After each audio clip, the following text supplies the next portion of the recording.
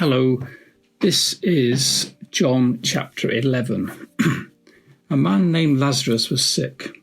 He lived in Bethany with his sisters Mary and Martha. This is the Mary who later poured the expensive perfume on the Lord's feet and wiped them with her hair. Her brother Lazarus was sick, so the two sisters sent a message to Jesus telling him, "Lord, your dear friend is very sick." But when Jesus heard about it, he said, "Lazarus' sickness will not end in death. No, it happened for the glory of God, so that the Son of God will receive glory from this." So although Jesus loved Martha, Mary and Lazarus, he stayed where he was for the next 2 days. Finally, he said to his disciples, "Let's go back to Judea." But his disciples objected. "Rabbi," they said, "only a few days ago the people in Judea were trying to stone you. Are you going there again?" Jesus replied, "There are 12 hours of daylight every day. During the day, people can walk safely. They can see because they have the light of this world.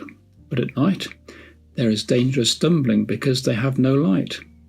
Then he said, "Our friend Lazarus has fallen asleep, but now I'll go and wake him up." The disciples said, "Lord, if he's sleeping, he will soon get better." They thought Jesus meant Lazarus was simply sleeping, but Jesus meant Lazarus had died. So he told them plainly, "Lazarus is dead. And for your sakes, I'm glad I wasn't there, for now you will really believe. Come, let's go and see him."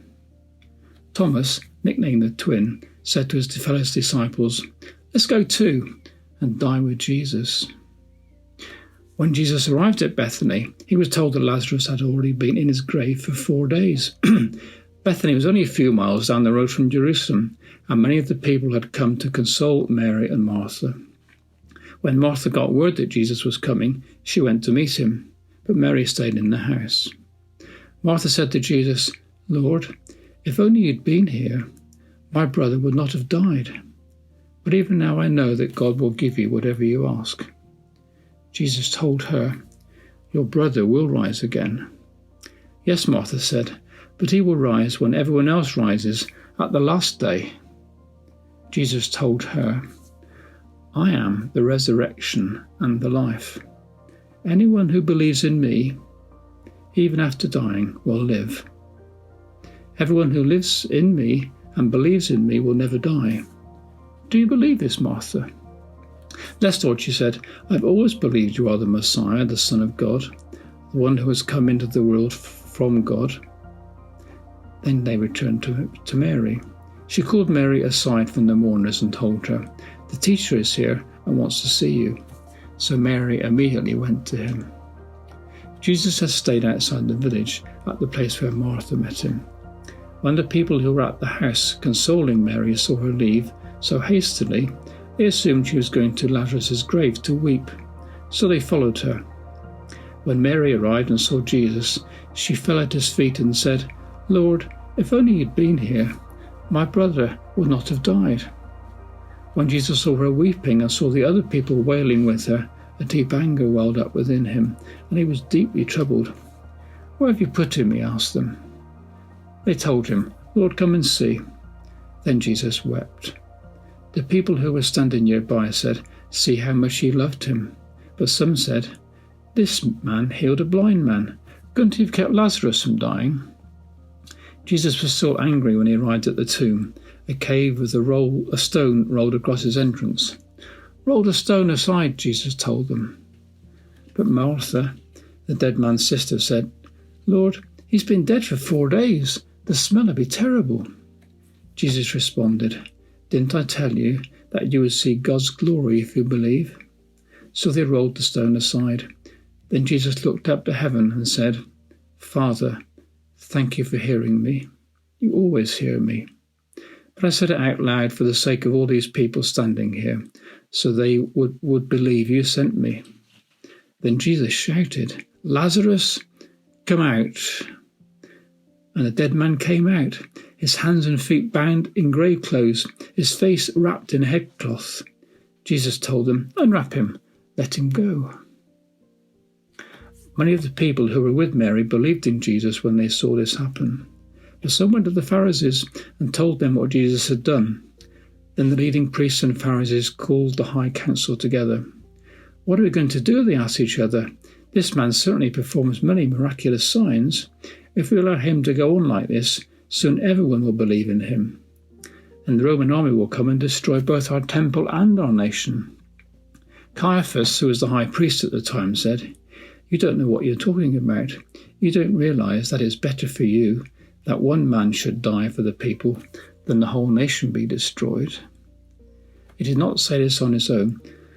As high priest at the time, he was led to prophesy that Jesus would die for the entire nation. Not only for that nation, but to bring together and unite all the children of God scattered across the world. So from that time on, the Jewish leaders began to plot Jesus' death. As a result, Jesus stopped his public ministry among the people and left Jerusalem. He went to a place near the wilderness, to the village of Ephraim, and stayed there with his disciples.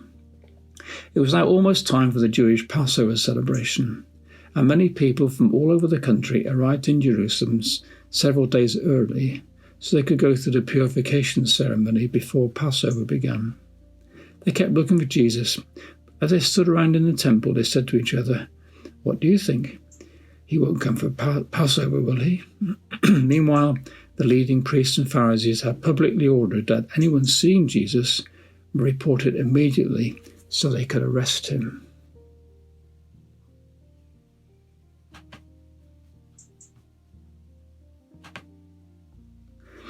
Okay, that's quite a great incident from the life of Jesus that we probably know already. But here's a challenge for you to think about. Imagine you've been praying for your neighbour for ages and even given them a copy of John's Gospel once to read.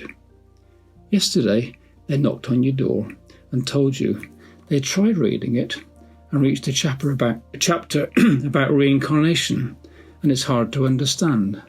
Can you help? You find out it's chapter 11 and offered to meet up for coffee and tried to help. After panicking, praying, and reading the chapter 10 times, you come up with a crib sheet to help you explain what the chapter is all about.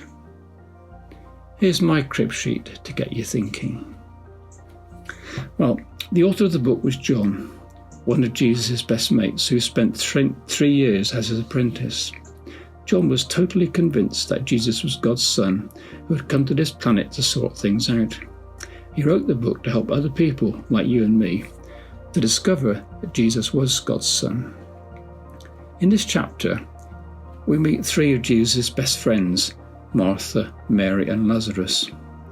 Lazarus has become really ill, and knowing that Jesus had cured loads of sick people, Mary and Martha send a messenger to tell Jesus, hoping he would come and do a miracle. However, Jesus, instead of dropping what he was doing, hung around for 2 days. John, the author, and the rest of the group of friends of Jesus thought this was because Jesus had received death threats and wanted to lie low for a while. However, when Jesus thought he waited long enough for Lazarus to die, they set off to see Mary and Martha. Martha was waiting for Jesus as he came into town, and she was not a happy bunny, asking Jesus what had kept him, and he was too late now. Mary was in the house doing sandwiches for the mourners after the funeral. She was in tears when Jesus arrived, and this set Jesus off crying too. The people at the wake were grumbling because Jesus was late coming to help and had even missed the funeral. Jesus wanted to see the grave, and Mary remarked that Lazarus had been dead for 4 days and was probably starting to decompose. Jesus, still very emotional, went with his friends and the mourners to the grave and asked the cemetery workers to take away the gravestone. Then he shouted out to the dead body to come out of the grave. Everyone was totally flabbergasted when out hopped Lazarus in his grave clothes, fit and well. Jesus gave the people a take-home message about life and death. He talked about resurrection, which is coming back to life, your own life again after dying. By the way, reincarnation is dying and being born as another animal or person. Jesus said, I will bring resurrection and life, meaning he is the way that people can experience a new start in life here and now, and even after they die physically, they can look forward to a completely new life in heaven with Jesus. Jesus wrote his book. John wrote his book so that people could read and hear what Jesus did and said, and maybe choose to believe that Jesus really was who he said he was, and then start a new life as a follower of Jesus. The offer still stands. How would you have answered your friend? Here's a prayer to finish with. Jesus, help us to be able to tell your brilliant story and explain your fantastic free offer of a new life to all our friends. Amen.